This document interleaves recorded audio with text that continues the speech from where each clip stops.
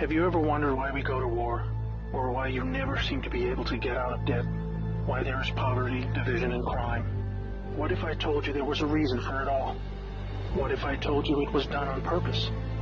What if I told you that those who were corrupting the world, poisoning our food, and igniting conflict were themselves about to be permanently eradicated from the earth? You might think that an idealistic fantasy. Well, let me tell you a story. We acknowledge there are criminals, of course. They rob your house, they steal your phone. They can murder you too if they think they can get away with it. We have all experienced criminals in one way or another.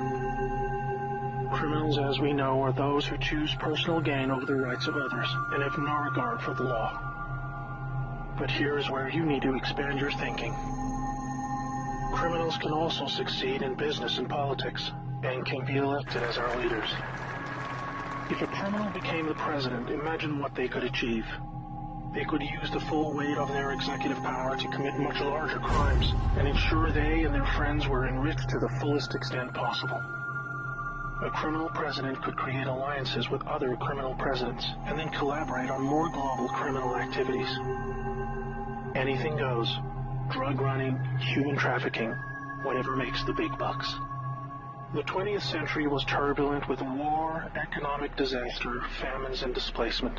We have always accepted these things as just human nature, and simply the way the world works.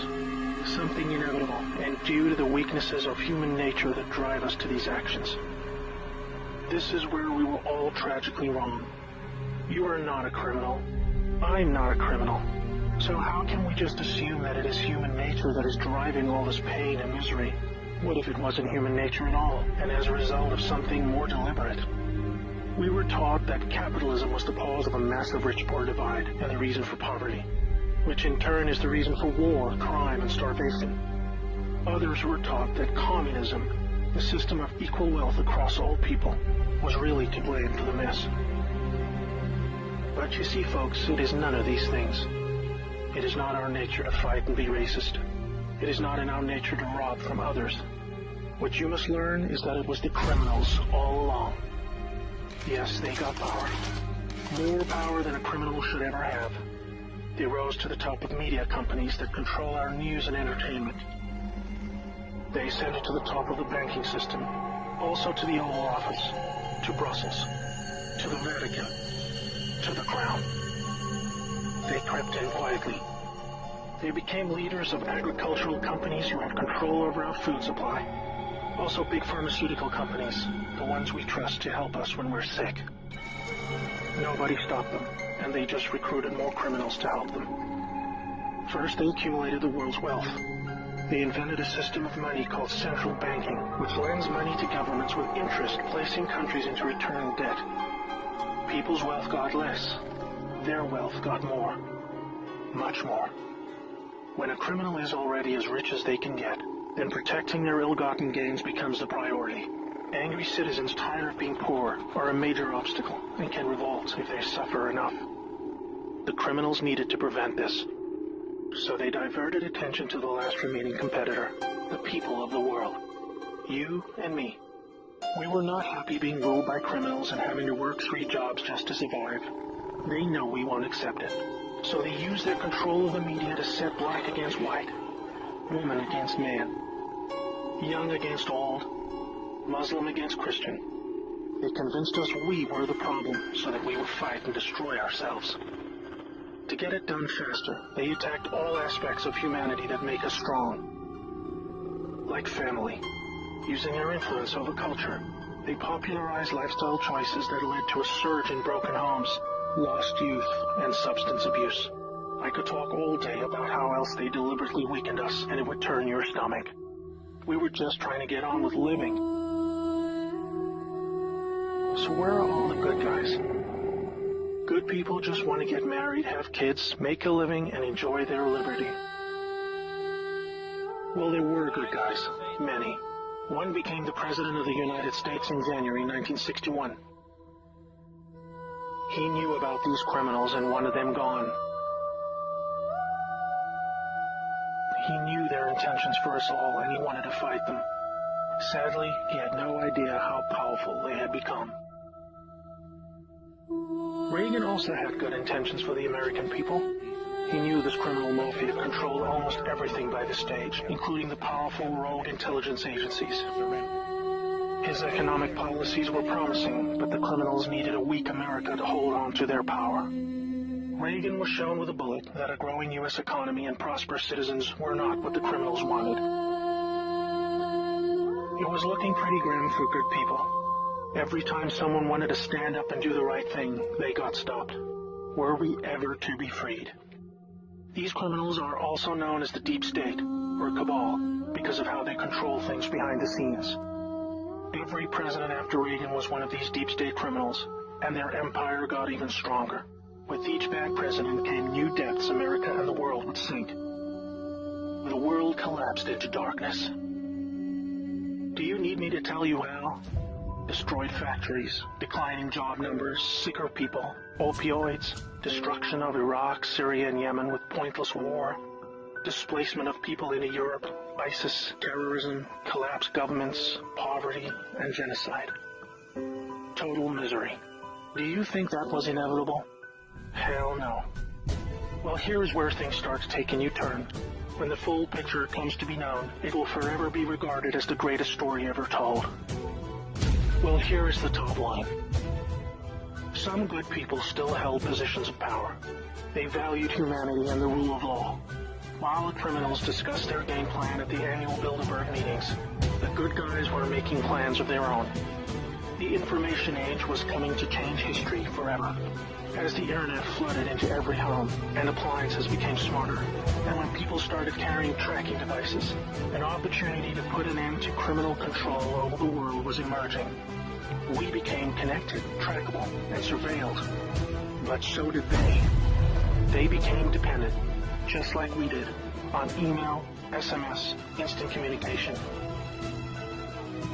It made crime much easier, but it also put them on a grid that, if accessed by the right people, would expose their crimes to the public and end their iron grip on us once and for all. In this new age of information, it was thought that the military should also have its own intelligence agency to focus on cybercrime and espionage. They called this the NSA, the National Security Agency. Here we had every phone call, email, and text from every device stored and archived. Whether it be someone making a doctor's appointment or the deep state setting up a massive heroin purchase from the Taliban. In the right hands, it would be enough information to expose the entire sinister criminal plot to rob us blind and wipe us out. Hold that thought. Now I need to explain the plan. The good guys were devising a plan to reclaim the world from the cabal and return it to the people. It would involve alliances with multiple countries, since the criminals had global rat lines, trade, and other infrastructure in place that would need their cooperation. It came down to two choices for America. Launch a military coup to seize the government from whichever cabal puppet was in the White House at the time. Or win legitimately, take control of the NSA, expose the criminals for what they are, and arrest them all. Obviously, the first option would be very troubling for the public. With people still preoccupied with cabal-engineered social issues, they would likely revolt and hurt themselves and others. No, it would have to be the latter. So they needed a candidate who could win, and who could win big. Many states like California had been so heavily inundated by criminals that even the voting machines were electronically set up to swing votes any which way. It would need to be a very decisive victory.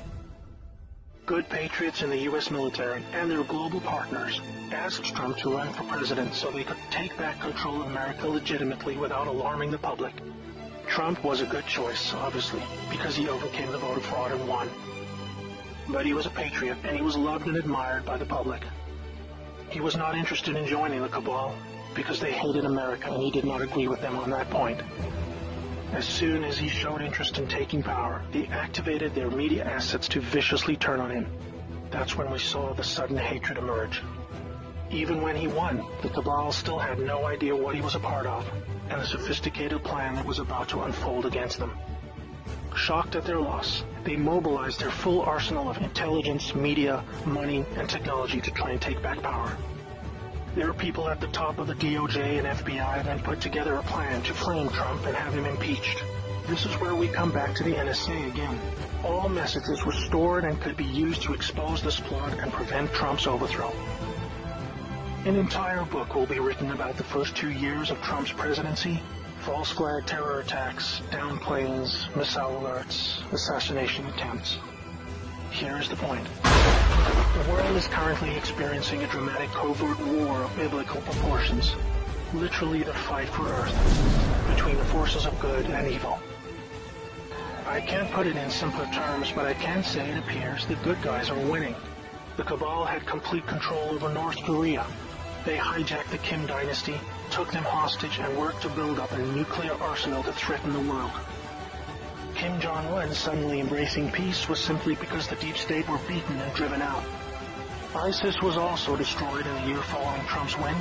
We are all starting to see the pattern now, that enough time has passed, that our biggest global concerns are starting to recede, and peace is returning. It is all evidence that the good guys are winning the war. But we're still in the middle.